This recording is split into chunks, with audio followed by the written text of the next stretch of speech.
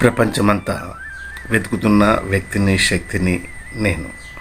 కారణం, మీరు శరీరం అనే భ్రాంతిలో మిమ్మల్ని మీరు మరిచి మోసగించుకుంటూ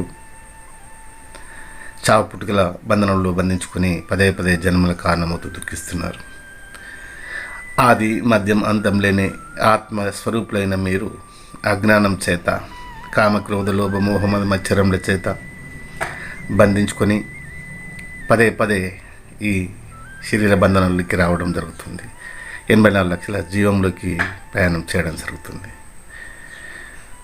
మీలో అజ్ఞానం ఆవహించున్నది కనుక, నిష్కాములు కాజాలకున్నారు కనుక, కామక్రోధ లోభ మోహమద మచ్చరాలను జయించుకున్నారు కనుక, మరి నేను వీటన్నింటినీ జయించి నేను ఎవరిని ఎక్కడి నుంచి వచ్చాను, మరి నా కార్యం ఏంది, నేను చేయవలసిన విధి విధానాలు ఏమిటి అని వాటన్నిటినీ నాలోనే నేను లయపరుచుకొని మీ అందరినీ పాలించడం కొరకు, మీ అందరినీ ఉద్ధరించడం కొరకు నేను అవతరించడం జరిగింది. ధర్మ సంస్థాపనార్థాయ సంభవామి యుగే యుగే.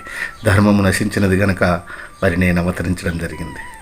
మీరందరూ శరీరమైన భ్రాంతిలో రకరకాలుగా వేషాలు, సాధువులు, సంతులు, సన్యాసులు, యోగులు, యతులు, మనులు, రాజకీయ నాయకులు, కవులు, కళాకారులు, మరి ఆస్తికులు, నాస్తికులు, బలవంతులు, బలహీనులు, భక్తులు, ఇలా రకరకాల పాత్రలు ధరించి మీ పాత్రలను మరి సజీవం అనుకొని అందులోనే కూరుకుని పోయి పదే పదే జన్మల కారణమవుతూ 84 లక్షల జన్మల్లో ప్రయాణించి మళ్ళీ తిదొక మానవ జన్మ దొరికి మళ్ళీ ఈ సంసార సాగరాన్ని వీడలేక, ఈ భవసాగరాన్ని దాటలేక మీరు మళ్ళీ 84 లక్షల జన్మల్లోకి ప్రయాణించి ఇలా గత 4 యుగాలుగా నడుస్తున్నటువంటి ఈ చరిత్రలో మేము విడిపించాలనే ఉద్దేశంతో ఈ జన్మలో అసలు నన్ను నేను మరిచి ఇంతకాలం ఉన్నాను గనక నేను ఎవరినో తెలుసుకొని మరి నన్ను నేను మలుచుకొని మీకోసం, మీ హితం కోసం మిమ్మల్ని పాలించి లాలించి 84 లక్షల జన్మలను చూపించడం కోసమే నా ఈ అవతారం కనుక